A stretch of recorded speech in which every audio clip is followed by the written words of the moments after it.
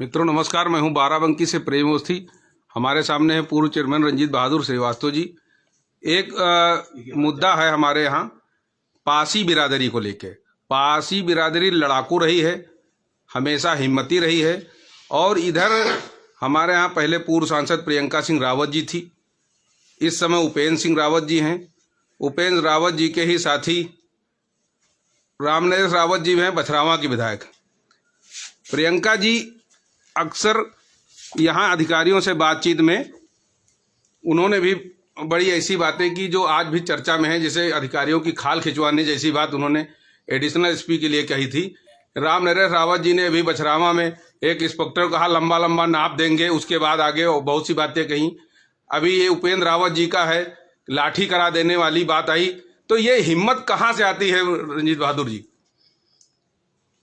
देखिए, पासी समाज में हिम्मती है, पासी समाज बहादुर है, ये तो आप स्वयं कह रहे हो। पासी समाज का एक इतिहास है। हमारा ये बाराबंकी जिला जो है, संभवतः कम लोग जानते होंगे, ये राजा जस पासी का ही बसाया हुआ है। यहाँ पर जसमंडा है, यही उनकी केंद्र बिंदु था उनका जी। पासी राजाओं के नाम सभी लोग जानते हैं। राजा सुहेल देव, राजा बिजली पासी, उन्नाव के राजा शांतन पासी, गंगा बख्श रावत, हमारी वीरांगना उदा देवी, ये तमाम नाम इस श्रेणी में लिए जा सकते हैं। मैं अगर उससे नीचे उतर करके आता हूँ, मुगलों से अंग्रेजों से लड़ाइयाँ लड़ी, अगर उसके बाद भी हम आते हैं तो हमारे यहाँ जिम्मेदारी थी, छोटी छोटी रियासतें थी। इनमें भी मैं जिस गांव से स्वयं आता हूँ वो हमारा गांव ही पासी बाहुल्य है। तो हमने अपने बचपन से पासी समाज को बड़ी करीब से देखा है। ये लड़ाकू कौम है। लड़ाकू का मतलब ये नहीं है कि अनायास झगड़ा करने वाली कौम। लड़ाकू अर्थ ये नहीं होता है। बहादुर कौम है।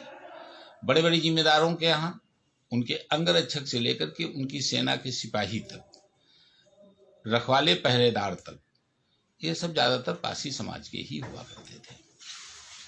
तो जाहिर सी बात है कि इनकी बहादुरी पर शक नहीं किया जा सकता। ये बहादुर कौम है।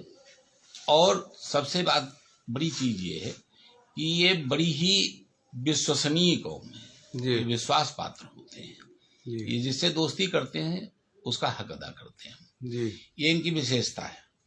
लेकिन और मैं एक बात और आपको बता दूं कि इनका अगर ब्लड भी टेस्ट कर लिया जाए, मैं व्यवहारिक बात मेडिकल की बात कर रहा हूं, ब्लड भी अगर टेस्ट कर लिया जाए तो इनका कोई भी ग्रुप का ब्लड होगा वो पॉजिटिव ही आएगा, इनका निगेटिव ब्लड नहीं होगा।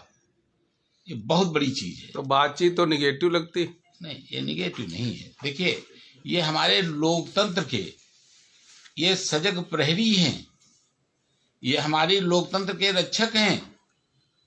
और हाँ, थोड़ा सा गुस्सैल स्वभाव के होते हैं। हमारी गीता में भी है कि श्रीमद् भगवत गीता में भगवान कृष्ण ने भी कहा है कि कर्म, गुण और स्वभाव ये जातिगत होता है। तो इनका ये जातिगत स्वभाव है।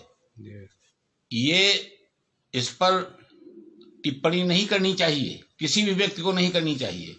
ये अत्याचार और अन्याय नहीं बर्दाश्त कर सकते हैं।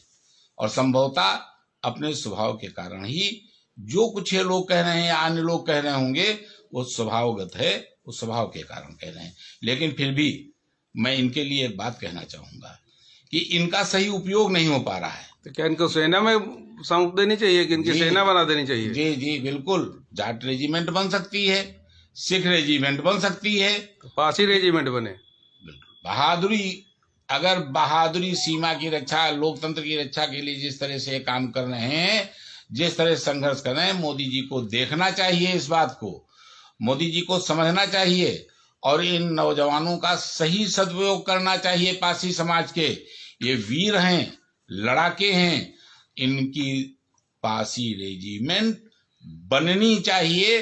सीमा की सुरक्षा इनसे ज्यादा बहादुरी के तो साथ उपेंद्र कोई सिंह नहीं रावत कर सकता। सांसद हैं तो रक्षा मंत्री नहीं होना चाहिए।